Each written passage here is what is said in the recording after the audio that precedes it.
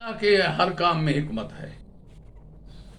کیونکہ وہ علیم حکیم ہے۔ فعل الحکیم لا یخلو عن الحکمہ، حکیم کا کوئی فعل کوئی کام حکمت سے خالی نہیں ہوتا۔ مریض یہ نہیں کرتا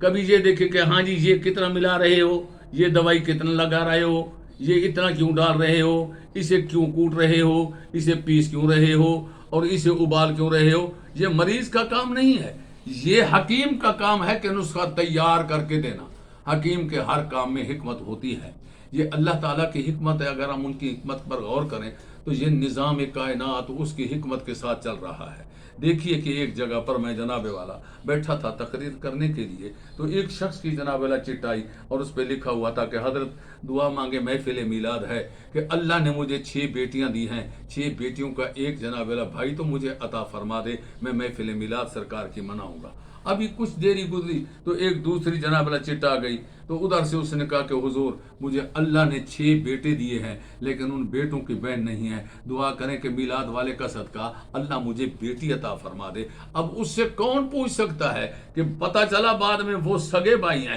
ایک کو 6 بیٹیاں دی، وہ بیٹے کے لیے ترس رہا ہے، اسے 6 بیٹے دیے، وہ بیٹے کے لیے ترس رہا ہے۔ یہ اس کا اپنا کام ہے، اس کے اندر حکمت ہے نا۔ ایک شخص ہے بڑا بدصورت ہے، جسے دیکھنے کو بیج ہی نہیں چاہتا، کالا رنگی ہے اور کری صورت ہے کہ لیکن جناب والا وہ کھڑا ہے اور خوبصورت نوکر ہے، کوئی اس کی جوتی پالش کر رہا ہے، کوئی اس کے گھر کے اندر جھاڑو دے رہا ہے، کوئی اس کا کوئی کام کر رہا ہے۔ ارے بھائی یہ کیا ہے؟ یہ سارا اس کا اپنا نظام ہے کہ عقل انسانی یہ چاہتی ہے کہ ہم لوگوں پر سوال بھی یہ ہوتا ہے کہ یار اگر اللہ تعالیٰ سب کو امیر بنا دیتا تو اس میں کیا ہار تھی؟ بھئی وہ تو علی کل شیء قدیر ہے کہ وہ کر سکتا تھا ایسا، لیکن سمجھو اگر ایسا کرتا تو وہ خود جواب دیتا ہے کہ لوگوں لو باسط اللہ الرزق لعبادہ لبغوا فی الارض، اگر میں سب کے رزق کو فراغ کر دیتا، سب کو امیر بنا دیتا تو دنیا کے اندر بغاوت پیدا ہو جاتی۔ دیکھیں کہ اگر سب امیر ہو جاتے تو مزدوری کون کرتا؟ سب امیر ہو جاتے،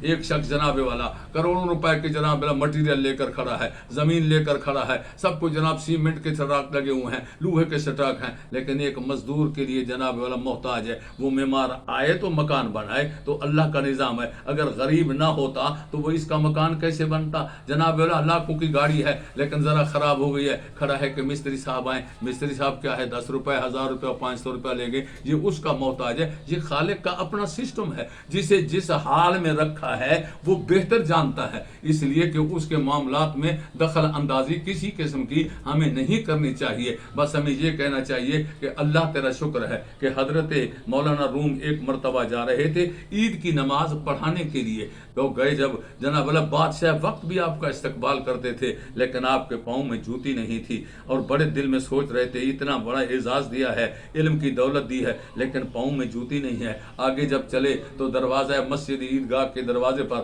ایک شخص بیٹھا تھا فقیر، جس کے پاؤں نہیں تھے، وہیں سجدہ ریز ہوئے، مولا تیرا کرم ہے پھر بھی تو نے مجھے پاؤں تو عطا کیے، یہ بھی تو تیری مخلوق ہے جسے پاؤں بھی نہیں دیے ہیں۔ تو اللہ کی رضا پہ راضی رہنا یہ مسلمان کا کام ہے، اس کی حکمت میں دخل اندازی نہ کرے، جس طرح وہ چاہتا ہے یا فرما یشاء۔